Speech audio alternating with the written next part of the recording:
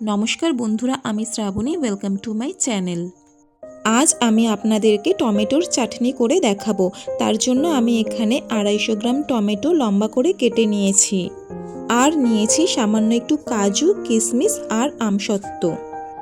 প্রথমে আমি একটা কড়াইতে 1 টেবিল চামচ সাদা তেল গরম করে নিয়েছি। নিয়ে তার মধ্যে সামান্য একটু কালো সর্ষে ফোড়ন দিয়ে নিয়েছি। তারপর তার মধ্যে আমি টমেটোগুলো দিয়ে হালকা করে নেড়ে নিয়েছি।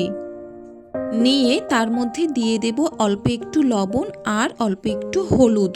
এই লবণ আর হলুদটা দিয়ে আমি কিন্তু টমেটোগুলোকে খুব ভালো করে নেড়ে নেব। হলুদ দেওয়ার জন্য খুব সুন্দর কালার আসবে, আর লবণ দেওয়ার জন্য টমেটো থেকে জল ছাড়বে, ফলে টমেটোটা সিদ্ধ হয়ে যাবে তাড়াতাড়ি।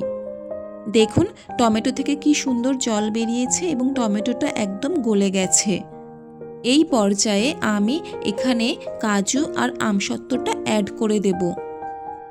কাজু আর আমসত্ত্বটা দিয়ে আমি খুব ভালো করে মিক্সড করে নেব।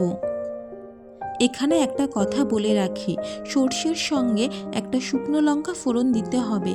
যেহেতু আমার ছেলের জন্মবার ছিল, সেহেতু আমি শুকনো লঙ্কাটাকে অ্যাভয়েড করেছি। কাজু আর আমসত্ত্বটা দিয়ে কিছুক্ষণ নাড়াচাড়া করে আমি দিয়ে দিলাম হাফ কাপ চিনি। অবশ্যই যারা চিনি খেতে চান না তারা এখানে গুড় অ্যাড করতে পারেন।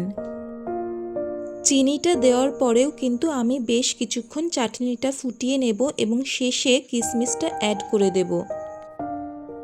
এবার চাইলে আপনারা এটাকে ফুটিয়ে ফুটিয়ে আরও গাঢ় করে নিতে পারেন, অথবা এইরকম পাতলাই রাখতে পারেন। আমি খুব বেশি পাতলাও রাখছি না আর খুব বেশি গাঢ়ও করছি না। টমেটোর চাটনি কিন্তু আমার একদম রেডি। কালারটা দেখুন কি সুন্দর এসেছে। এখানে কিন্তু আমি কোনো রকম ফুড কালার ইউজ করিনি। যদি আমার ভিডিওটা আপনাদের ভালো লাগে তাহলে প্লিজ একটা লাইক, কমেন্ট আর শেয়ার করে দেবেন।